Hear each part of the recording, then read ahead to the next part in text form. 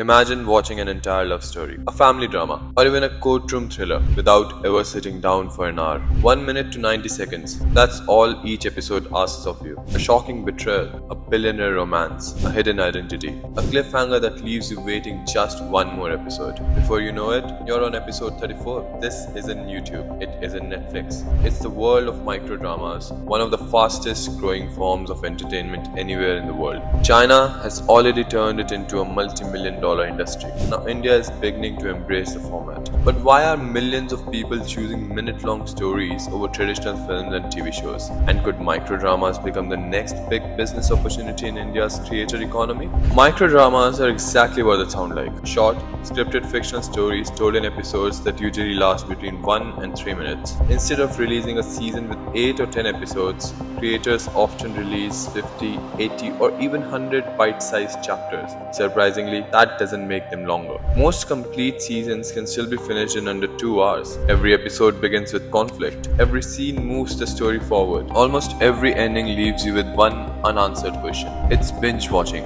reimagined for the smartphone. But the storytelling style didn't begin in India. Its biggest success story started in China. As smartphones became the primary screen for entertainment, they weren't always watching from their living rooms anymore. They were watching while commuting, waiting in queues, taking lunch breaks, or simply filling a few spare minutes during the day. Entrepreneurs recognized that shift. Instead of shrinking movies, they reinvented storytelling itself. Companies like ReelShort, DramaBox, ShortMax, and FlexTV built entire platforms around mobile-first fiction. Today, China's microdrama industry is estimated to generate billions of dollars in annual revenue, attracting both major studios and venture capital. The format had proved something important. People were willing to consume stories differently. The next question was obvious. Could the same model work elsewhere? For many companies, India looked like the obvious next destination, and it's not difficult to see why. India has one of the world's largest smartphone user bases, affordable mobile internet, a young digital population, and perhaps most importantly, a culture that has always loved serialized storytelling. Indian television has spent decades building audiences around daily soaps. Every evening, viewers come back to find out what happened next.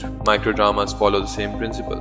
The only difference is, instead of waiting until tomorrow, the next episode is just a swipe away. India also brings something unique: language diversity. A single story can be adapted into Hindi, Tamil, Telugu, Bengali, Marathi, and several other languages, allowing platforms to scale rapidly across the country. For storytellers, it's an enormous opportunity. Whenever a new entertainment format emerges, new businesses emerge with it. Microdramas are no exception.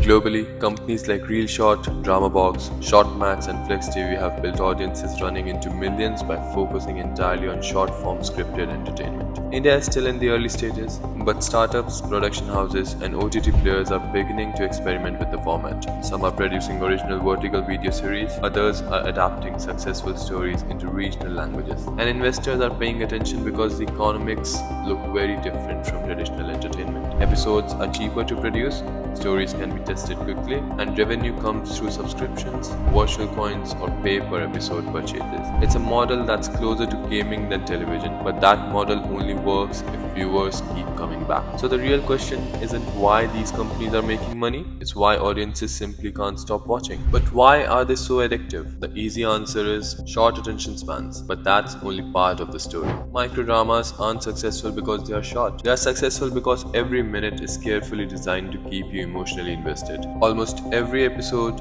ends with a twist. Your brain naturally wants closure, and the easiest way to get is by tapping on the next episode. It's the same psychology that made television serials addictive for decades. The difference is that television asked you to wait until tomorrow. Microdramas don't. Social media trained us to scroll endlessly. Microdramas simply gave that scrolling behavior a storyline. And that's exactly why investors are becoming interested. If millions of people are willing to spend money on 1-minute stories, this isn't just another entertainment trend. It's an entirely new content business. For creators, the opportunity is equally significant. Traditional films and web series require large budgets, lengthy production schedules, and expensive distribution. Microdramas lower many of those barriers. Episodes are shorter, production cycles are faster, testing new ideas becomes easier. For writers, actors, independent studios, and digital creators, this opens up an entirely new market. Just as YouTube created a generation of video creators, microdramas could create a generation of mobile-first storytellers. And with artificial intelligence helping reduce editing,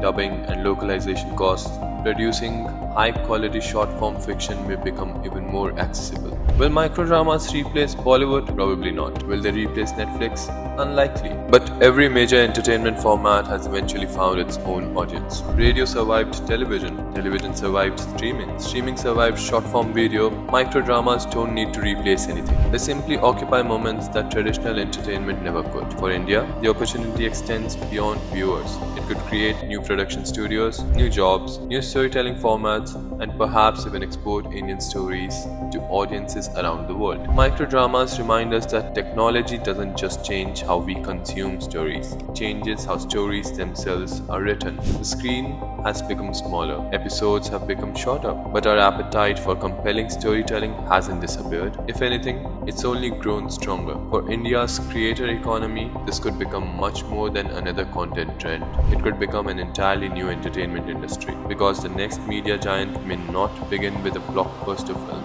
or even a hit web series. It might begin with a 90-second episode that leaves millions of people asking the same question. Just one more.